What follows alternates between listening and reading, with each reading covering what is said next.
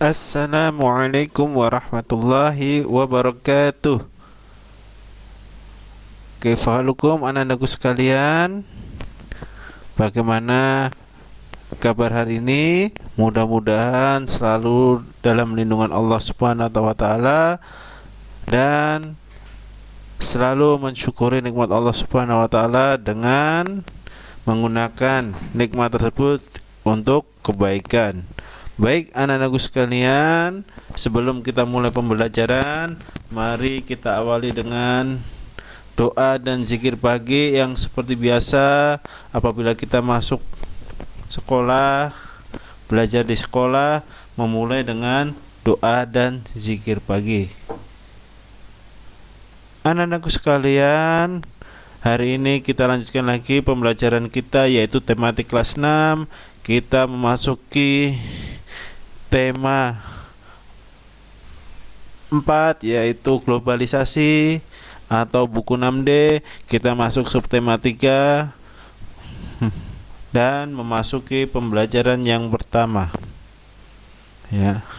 Baik anak-anakku sekalian, perlu kita ketahui bahwa globalisasi yang sudah dijelaskan di bab sebelumnya atau di materi sebelumnya,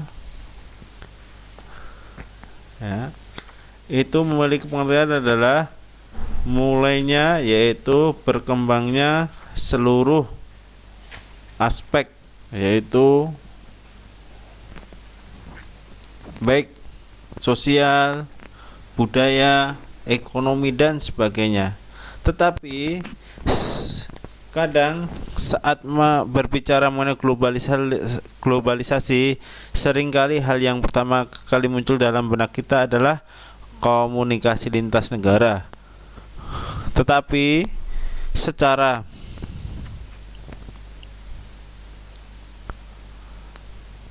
pengertian globalisasi adalah mengglobalnya atau menjadi global, yaitu segala hal yang ada di kehidupan masyarakat, yaitu dalam sosial, budaya, dalam hal ekonomi, makanan dan sebagainya.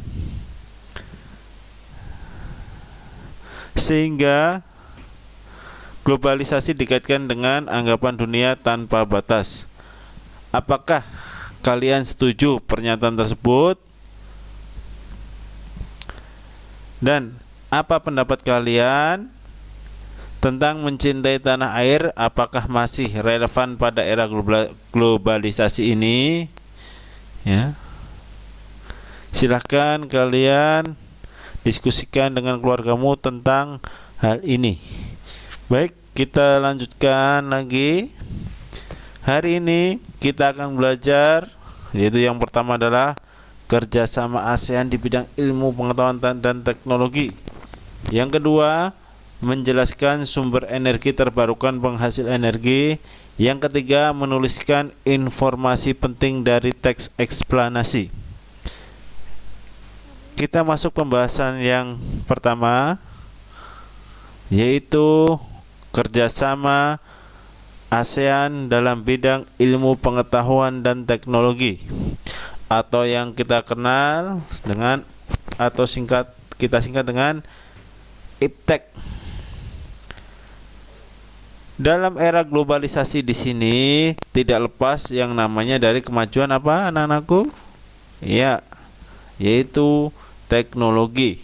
Karena saat ini teknologi diperlukan dalam kehidupan sehari-hari. Semakin mengglobalnya, ya, ilmu pengetahuan dan teknologi, sehingga mendorong negara-negara di Asia Tenggara melakukan kerjasama, yaitu dalam bidang teknologi.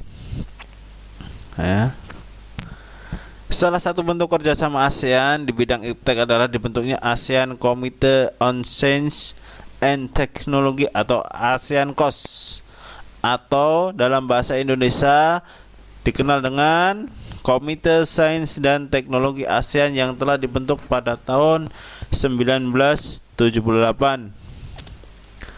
Yang dimana di sini kerjasama ini didorong oleh perbedaan, ya, perkembangan iptek yang berbeda di negara-negara ASEAN, dan juga ASEAN Coast ini digunakan bertujuan agar meningkatkan kemampuan para tenaga ahli ASEAN di bidang penguasaan ilmu pengetahuan dan teknologi, yang sehingga mendorong lahirnya para ilmuwan pengetahuan dan teknologi yang berasal dari Asia Tenggara, sehingga Asia Coast juga berperan, yaitu memberikan dukungan dan bantuan kepada ahli untuk mengembangkan beragam temuan dan penelitian yang bermanfaat bagi masyarakat ASEAN, sehingga untuk meningkatkan, ya, kemajuan ilmu pengetahuan, ekonomi dan sebagainya. Dari ASEAN Coast dibentuklah beberapa pusat-pusat penelitian yang antara lain yaitu yang pertama adalah Biotrop. Apa itu Biotrop? Yaitu Regional Center for Tropical Biology atau pusat penelitian untuk biologi, yaitu menganalisa tentang tumbuhan, hewan dan sebagainya. Biotrop atau pusat penelitian biologi terdapat di wilayah Bogor, yaitu di Indonesia, yaitu di wilayah Bogor. Yang kedua adalah RESCAM atau Regional Center for Education Science Mathematics atau bisa dikenal dengan Pusat Penelitian Pendidikan Ilmu Pengetahuan Matematika yang berada di Penang, Malaysia. Yang ketiga yaitu RELC, Regional English Language Center atau Pusat Pendidikan Bahasa Inggris yang berada di Singapura. Yang keempat yaitu, ya, SEARCA, ya, SEARCA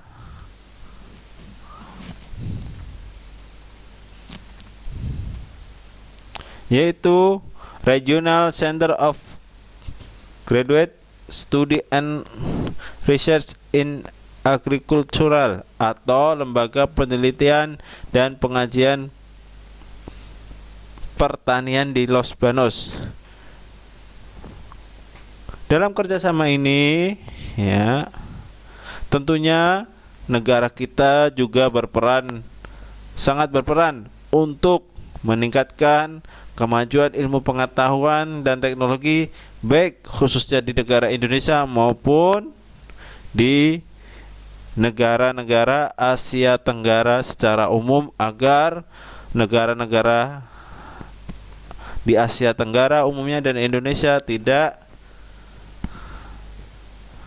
tertinggal dengan adanya era globalisasi, sehingga memacu seluruh negara-negara yang tergabung di Asia Tenggara atau kita kenal dengan ASEAN untuk mengembangkan ilmu pengetahuan dan teknologi.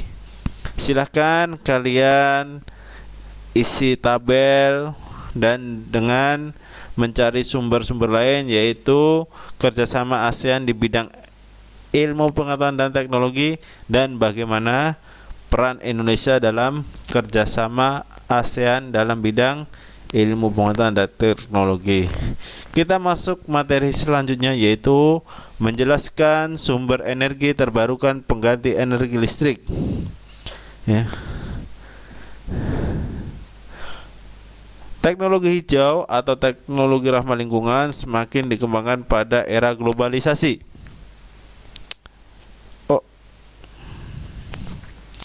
Ini karena terkait dengan kelangsungan hidup manusia di masa depan, yang dimana di sini yang salah satunya teknologi yang ramah lingkungan yang kini mulai banyak digunakan dan digunakan oleh negara-negara maju adalah teknologi pembangkit listrik tenaga surya atau kita dengan PLTS.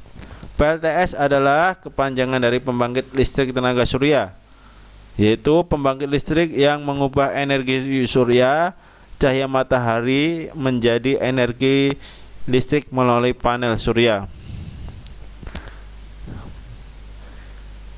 Kalau kalian ingin mengetahui ya bagaimana sih proses yaitu pengubahan energi listrik, energi surya atau cahaya matahari menjadi listrik, kita bisa lihat contohnya, yaitu kalian kalau saat bepergian, apabila kalian melewati persimpangan yaitu lampu merah, perempatan, pertigaan, itu kalian perhatikan baik-baik saat lampu lalu lintas itu di atasnya ada yang namanya panel surya. Itu merupakan yaitu panel yang menyerap energi matahari atau cahaya matahari yang sehingga dirubah menjadi listrik, sehingga di sana di layar ya lampu merah itu menyala karena sudah menggunakan energi surya. Bagaimana cara kerja panel surya?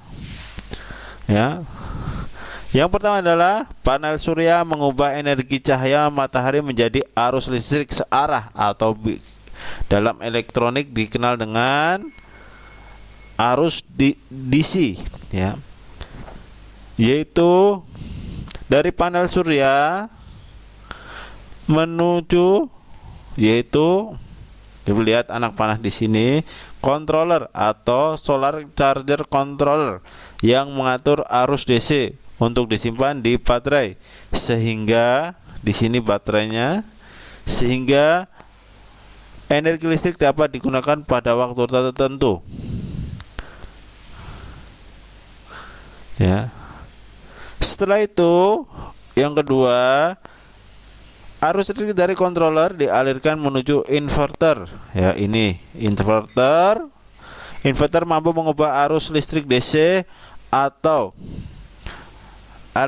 aliran listrik searah menjadi arus listrik AC atau arus ke segala arah ya, bisa untuk menyalakan televisi, lampu, alat elektronik yang lainnya, sehingga energi listrik yang dihasilkan berupa arus listrik DC dari baterai dan arus listrik AC dari inverter dapat dimanfaatkan untuk menghidupkan peralatan elektronik ya, sehingga ini adalah proses yaitu pengubahan energi cahaya menjadi energi listrik ya.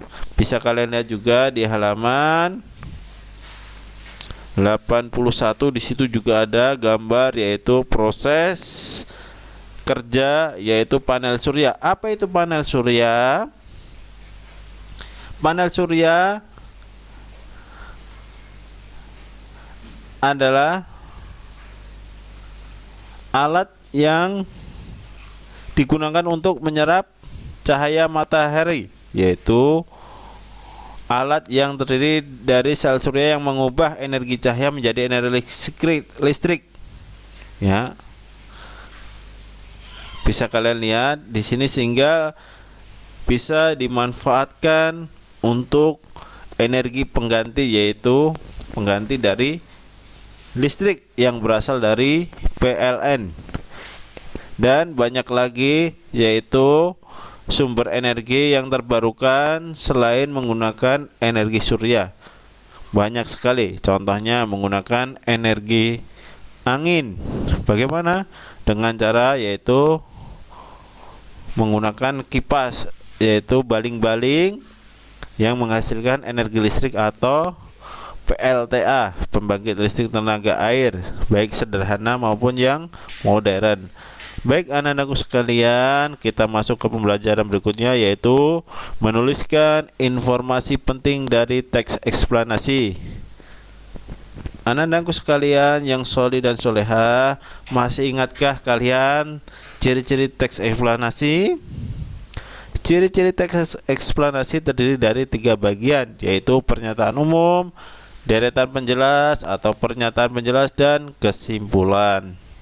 Baik anak-anakku sekalian, silahkan kalian baca teks kerjasama ASEAN memerangi sampah plastik pada halaman 82 di bukumu dengan seksama. Setelah itu kalian diskusikan dengan keluargamu topik dan informasi penting yang dibahas dalam teks. Kemudian jelaskan dalam bentuk paragraf. Mana? Ya, di situ dalam bentuk diagram. Maaf ya, bukan paragraf tapi diagram yang ada di halaman 83.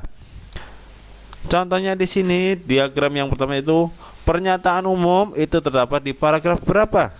Terus isi paragraf adalah apa dan informasi penting yang kalian dapatkan dari teks tersebut apa?